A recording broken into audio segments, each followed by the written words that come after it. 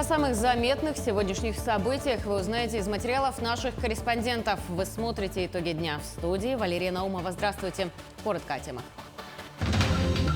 По итогам введен режим повышенной готовности, организован непрерывный мониторинг реки. Состоялось заседание по делу столкновения двух танкеров в Иркутской области. За минувшую неделю зарегистрирован 31 случай нападения насекомого. Боррелиоз выявили у клеща, укусившего человека в Ленском районе.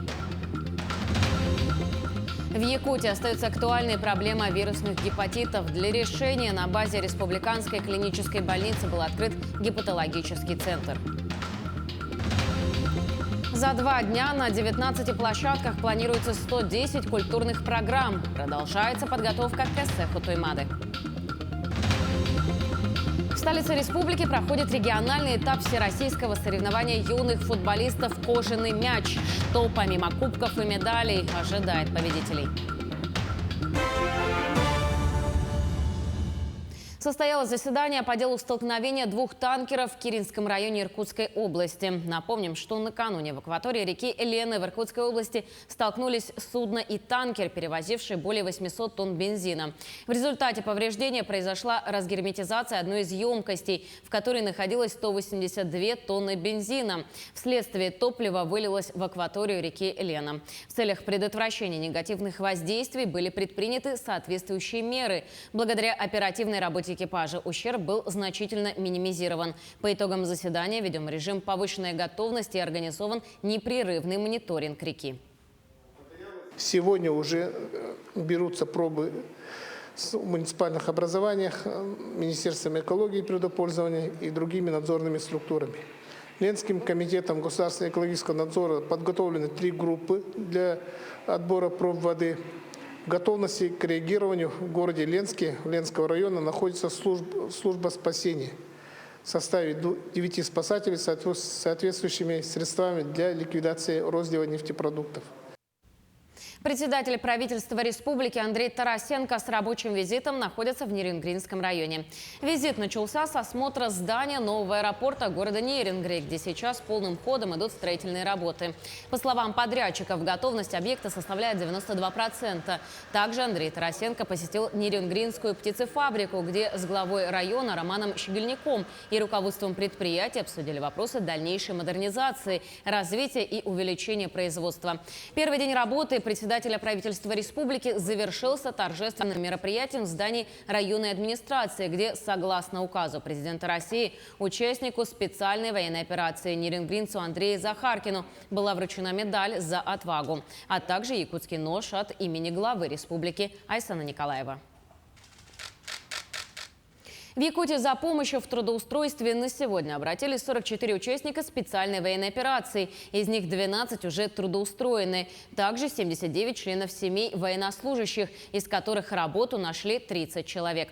Об этом во время брифинга сообщил директор Центра занятости республики Роза Олесова. Напомним, в Якутии участники специальной военной операции получили приоритет при трудоустройстве через службы занятости. Им оказывается помощь в подборе работы, в том числе предоставляется возможность пройти дополнительное профессиональное обучение.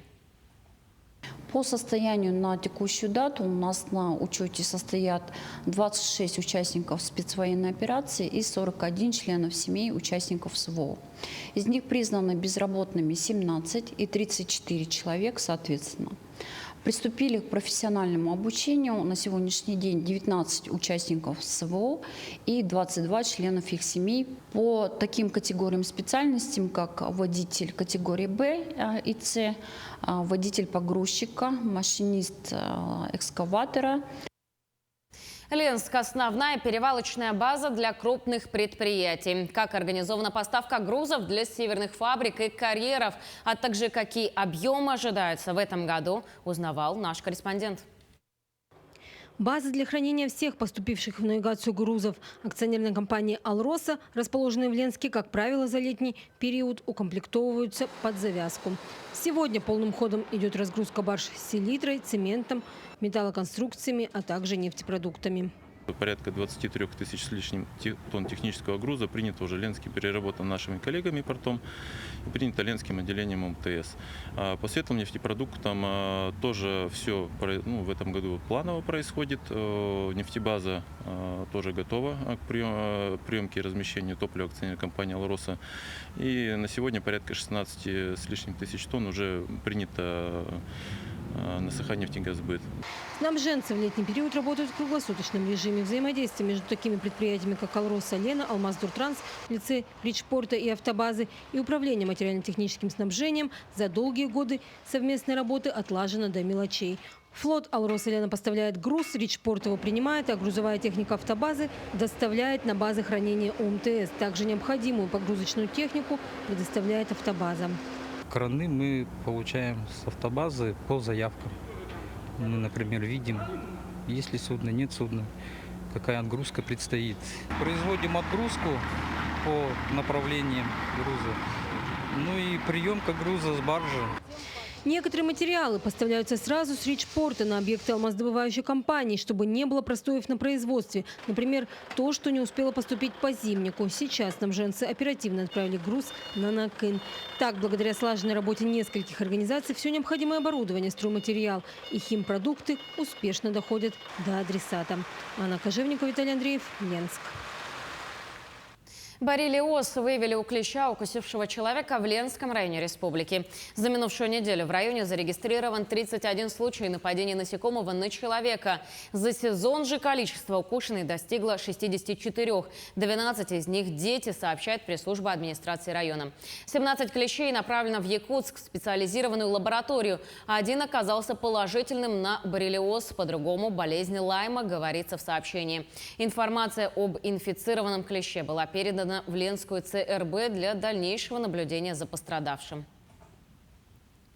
В Якутии остается актуальная проблема вирусных гепатитов. Для ее решения в прошлом году на базе Республиканской клинической больницы был открыт гепатологический центр, где активно ведется терапия хронического гепатита С. Подробнее в материале далее.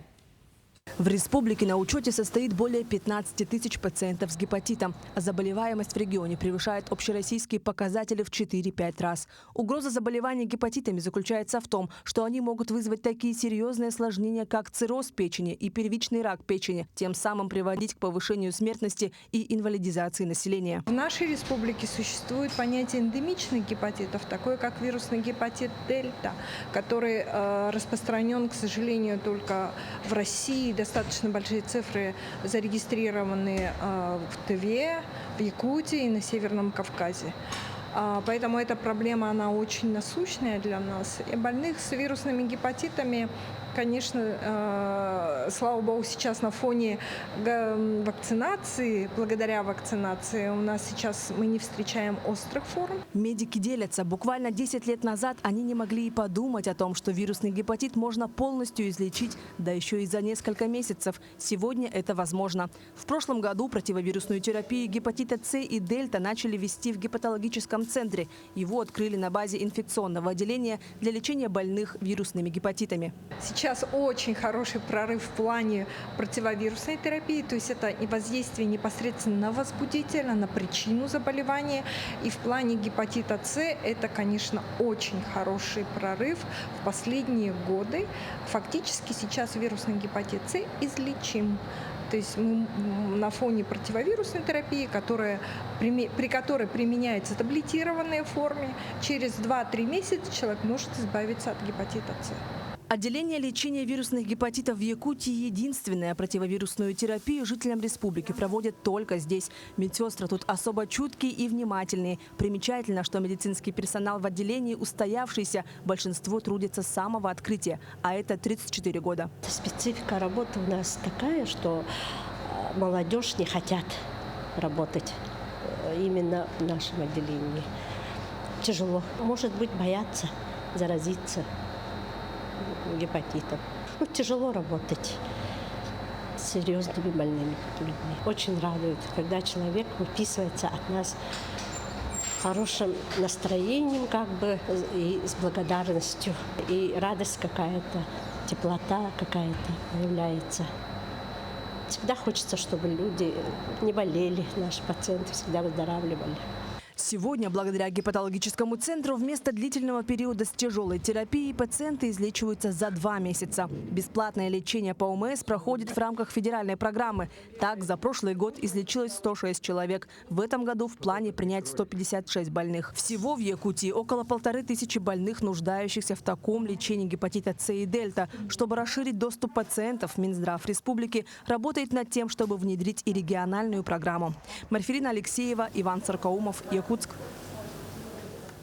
По данным за 2022 год, около 10 тысяч якутян страдают синдромом зависимости от алкоголизма и около 600 человек наркозависимых. Все они стоят на учете. Завтра, 14 июня, в день отказа от курения и месячника по борьбе с наркоманией, можно пройти анонимный прием у психиатра-нарколога, который пройдет в Якутском республиканском наркологическом диспансере по адресу Автодорожная, 38 с 9 утра до 18 часов. Такую акцию мы проводим уже во 2-й раз. В 1-й раз акция была очень востребована, было много народу, поэтому решили провести в этом году. То есть осуществляется прием врачами, психиатрами, наркологами лиц, страдающих наркологической зависимостью, а также консультация клиническими психологами созависимых, то есть родственников, друзей, коллег и так далее. Это все будет проводиться 14 июня до 18 часов вечера. В Якутии запустили сервис заказа городских услуг «Драйви». С 13 июня приложение начнет работать в Якутске. Затем планируется постепенное расширение присутствия в остальных городах России. Мой коллега Сергей Михедов одним из первых скачал новое приложение и уже заказал машину. Сергей, тебе слово. Новый сервис «Драйви» сегодняшнего дня доступен для пользователей в Якутске. И я решил его протестировать. Для начала скачал приложение «Драйви» и заметил, что все данные с другого приложения InDrive автоматически перенеслись на новый сервис. И сегодня мы отправимся на встречу с сотрудниками компании. Машину уже заказали, она подъехала, и мы отправляемся на разговор. Драйви работает по уже привычным правилам. Пользователи, как и прежде, договариваются обо всех условиях поездки напрямую, без посредников. Пассажир предлагает цену, а исполнитель либо соглашается, либо предлагает свою. При этом водители видят весь маршрут, а значит, могут выбирать подходящие для себя заказы. Сегодня установила приложение, все как в InDrive. Функционал предельно ясный, понятный. Сегодня заказов приняла 5. Все хорошо, мне очень понравилось. Сервис разработан командой российского отделения InDrive, вышедшего из контура международной компании в июне прошлого года. Компания не только сохранила текущую команду, но и продолжила привлекать талантливых специалистов в головной офис в Якутске, а также в подразделение в Москве. Более того, бренд планирует расти и значительно расширять свое присутствие на российском рынке. Поэтому в регионе появится больше рабочих мест. Кроме этого, в Якутске открылся новый офис для водителей и пользователей. В Якутске мы открыли офис поддержки для водителей в связи с принятием нового закона о регулировании пассажирских перевозок. Если водителю требуется помощь в получении статуса самозанятого, то он может обратиться к нам, и мы поможем разобраться и оформить его. Все условия работы для водителя останутся прежними, и ничего не изменится. Вам нужно только скачать Драйв. Одним из приоритетов компании останутся проекты развития. Например, внедрение системы раннего обнаружения пожаров на свалках, продолжится поддержка якутского полумарафона и футбольного проекта «Искра», который помогает организовать занятия детских футбольных команд в небольших населенных пунктах по всей России. А совсем скоро стартует прием заявок для проекта «Сахавуд», где выделят гранты на съемки якутских фильмов. И в этом году у нас будет новшество, что те проекты, которые мы хотим поддержать, участники, они будут проходить образовательную программу по теме питчинга. Это пригодится им в будущем для того, чтобы искать софинансирование в других местах. Для команды сервиса особенно важно развивать IT-отрасль в Якутии, в том регионе, где компания была основана. В приоритете Драйви создавать новые рабочие места, привлекать талантливых специалистов и организовывать комфортные перевозки. Сергей Михедов, Владимир Павлов, Якутск. Предприниматели из Мирного планируют создать туристическую базу отдыха на территории Мирнинского района. В чем привлекательность туризма в районе и с чего начинался путь предпринимателя? Смотрите далее. Житель Мирного Дмитрий Иванов свой основной бизнес начал еще в далеком 2005 году. Тогда он организовал производство рекламной полиграфической продукции. И вот в течение 18 лет работы предпринимателя сегодня его бизнес состоялся устойчиво на территории Мирнинского района. Основное – это изготовление баннерной продукции, всякие вывески, плакаты, световые вывески, цветовые буквы, полиграфическая продукция, начиная от визитки, заканчивая книгами. Ну, все, стенды, любая полиграфическая, любая рекламная продукция. Крупнейший производитель в Мирнинском районе, думаю, даже в Западной Якутии. Чтобы открыть собственное производство, требуется немало сил и усердий, но при должном желании и терпении у человека получится построить рентабельный бизнес. Сегодня успешный бизнесмен пробует себя в других сферах предпринимательской деятельности. В этом году мы запустили новый проект «Столовая в селе Мракока». Это в 280 километрах от Мирного. Закрытый населенный пункт, арендовали помещение, с бизнес-планом получили льготный кредит в районе, закупили оборудование и запустили столовую. Конечно, тяжело работать там из-за удаленности, но сейчас на данный момент мы вышли уже на плановые результаты. После воплощенной идеи открыть придорожную столовую, которая оказалась весьма востребованным среди путников, Дмитрий снова зажегся новой идеей. Теперь же это туристическая база, проект которого он представит на инвестфоруме, который пройдет на днях в Мирном. У нас там уже имеется здание 280 квадратов, и на базе этого здания будем делать туристическую базу. Речка Мракока привлекает к себе много рыбаков, охотников, там постоянно отдыхают люди. Сделаем мы также там туристические маршруты, спортивный инвентарь, который будем давать в аренду. Я думаю, людям будет интересно.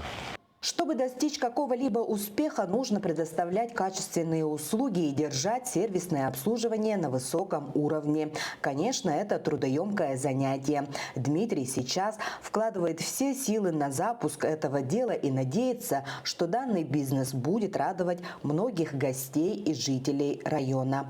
Анна Васильева, Мирный.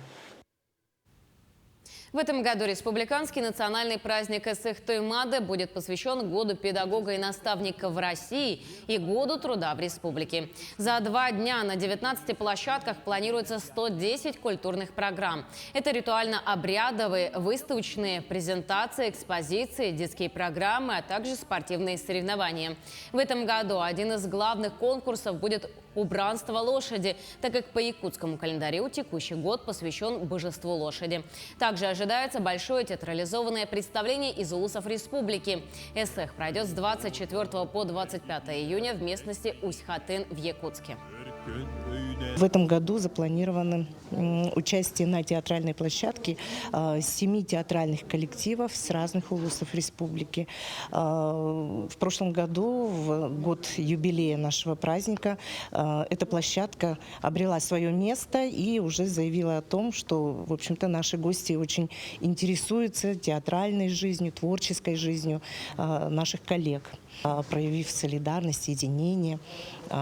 И обязательно этот праздник оставит яркий след у наших гостей. В День России в местности Илайге прошел Эсэх культуры, посвященный 70-летию Министерства культуры и духовного развития Якутии и Якутской республиканской организации Общероссийского профсоюза работников культуры. На празднике встречи лета собрались работники организации культуры и средств массовой информации. После обряда поклонения священному огню, верхним божествам и церемонии кумысопития работники культуры закружились в ритмичном асохае.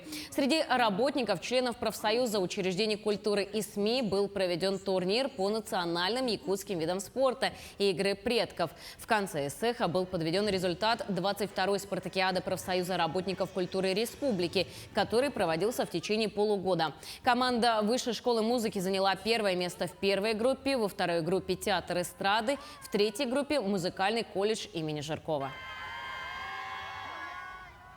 Алданская земля тоже встретила якутское лето. В этом году праздник СЭХ прошел в День России. Многообразие культур многонационального района было раскрыто под официальным символом государства. Об атмосфере празднования, традициях, единении и духовно-нравственных богатствах народа Саха наш следующий сюжет. Жительница села Хатыстыр Лариса Гермогенова, знатная рукодельница. О выделке шкуры оленя и особенностях жильной нити Лариса Давыдовна знает практически все. Мастерство она стремится передать молодежи, а орнамент у каждой искусницы свой. Узоры могут не только рассказать о хозяйке, ее доме и семье, но и уберечь близких от злых сил. Вот, например, я мужу шила. Вот эта оторочка вот с белым мехом означает, что вот оберег от плохого, как забор считается, чтобы к нему ничего вот не приставало, оберег. И вот это вот белый мех, это день, черный, коричневый, ночь, день, ночь, чтобы у меня муж долго жил, чтобы у него много-много впереди дней и ночей было, долголетие желаю. Лариса Давыдовна представила лишь часть своей коллекции на празднике СЭХ. В День России жители Алданской земли встретили якутское лето. Совпадение праздников стало не случайным. Алданский район многонациональный, и на народных гуляниях раскрывается гармония красоты и великолепия множества культур. Уру Яйхал от якутского моего народа. Наш город Алдан считается самым таким дружным. Почему? Потому что у нас живет очень много национальностей, и каждый знает свою культуру, и это нас всех объединяет, и мы поэтому живем очень дружно. На площадке Сывыки всеми красками играли таланты, коими богата северная земля. Кружились хороводы и танцы, не стихали переливы песен, сказания сплетались со звуками хамуса. На торжественном открытии праздника состоялась церемония награждения жителей, чьи достижения и успехи стали особенно значимыми. После официальной части праздника взрослые и дети могли попробовать силы в разных конкурсах. Впечатления, эмоции самые приятные, самые радостные. Это очень такой семейный, дружный праздник, который нас, наверное, сплотил всех. Почетными гостями праздника стали жители Мегино-Кангаласского улуса. В этом году дружбе промышленного и сельскохозяйственного районов исполняется 55 лет. И из года в год традиции товарищества и единения крепнут. Мы очень этим дорожим. И за это время было реализовано немало проектов, которые дали нам толчок к развитию. И надеюсь, что наша дружба еще будет развиваться. СЭХ для жителей района остается одним из любимых праздников. Встреча якутского лета на Алданской земле вновь даровала каждому гостю возможность прикоснуться к традициям, стать участником национальных обрядов и почерпнуть духовно-нравственные богатства народа Саха. Татьяна Вахнина, Сергей Шипачев, Алдан. С 11 по 15 июня в столице республики проходит региональный этап всероссийского соревнования юных футболистов «Кожаный мяч». Команды, занявшие первое, второе и третье место, будут награждены кубками, медалями и дипломами. Что помимо наград ожидает победителей, расскажет Галина Чекурова. Кожаный мяч в республике проводится ежегодно. Отметим, что в этом году турнир по футболу проходит по двум лигам – сельская лига «Колосок» и городская. На этот раз на соревнования в столицу региона приехали 14 команд из разных улусов республики. Впервые в этом году проводится соревнование «Колосок». Почему? Потому что все-таки городские ребята, они более подготовленные, и физически, у них и технические оснащение хорошее. А вот сельские, конечно, они уступают. Поэтому сделали вот «Колосок», как бы отдельно их проводят. Младшие ребята, положение прислали нам с Москвы оттуда, значит, с Российской Федерации. Участвуют. У них, значит, поле 30 на 45 до 55, это у младших. Поэтому мы 2 поля маленьких, и для старших мы сделали поле побольше. Учреждаются специальные призы в номинациях «Лучший вратарь», «Лучший защитник», «Лучший полузащитник», «Лучший бомбардир», «Лучший нападающий» и «Лучший игрок». И само собой на соревнованиях за одно из спецпризов боролся каждый игрок. Достаточно хорошую игру показал Ярослав Амосов, спортсмен махсоголовской команды. Футболом Ярослав занимается около 7 лет. На год остался без тренировок был, потому что не было. Потом Алексей Сергеевич пришел, Макеев, и начал нас тренировать. По поводу соперников, каждая команда всем хороша, но настроена на всю победу, занять первое место. Победители регионального этапа по возрастным категориям поедут на всероссийский этап соревнования юных футболистов «Кожаный мяч» в регионы России. Младшая возрастная группа в Астрахань, средняя возрастная группа в Иваново, а старшая возрастная группа в Волжский. Галина Чекурова, Виктор Дьячковский, Якутск. Национальный парк «Ленские столбы» установил тарифы на пассажирские перевозки до песчаных дюн Тукулан. Так, в этом году добраться до дюн можно будет на моторных лодках и снегоболотоходах «Сокол». Стоимость проезда на них от устья Буатама до Тукулана обратно составит 2000 и 2400 рублей соответственно. Проезд от села Булгуняхтах до дюн составит 2400 рублей. Однако перевозки по такому маршруту будет осуществлять только моторная лодка. Между тем, билет на посещение территории национального парка «Ленские столбы», куда входят Усть-Буатама, Лабыдья и Тукуланы, будет стоить 200 рублей для взрослых. Детям до 7 лет бесплатно. В гидромедцентре рассказали, когда в Якутию вернется летнее тепло. Заметное понижение температуры в ряде районов связано с холодной арктической массой. Она испортила погоду в ряде районов Якутии. В некоторых даже пошел снег и фиксировались минусовые температуры. О погоде в ближайшие дни рассказала начальник гидромедцентра Татьяна Маршалик. 15 июня в центральных районах дневная температура составит 19-24 градуса тепла. На западе Якутии температура будет в пределах плюс 20-25 градусов. Местами пройдут кратковременные ливневые дожди, возможно грозы. При грозах порывистый ветер достигнет скорости 10-15 метров в секунду. В центральных районах ждем теплую погоду с повышением температуры до плюс 22-27 градусов к воскресенью, дополнила Татьяна Маршалик. На сегодня у нас все, но мы продолжаем следить за событиями. Оставайтесь с нами.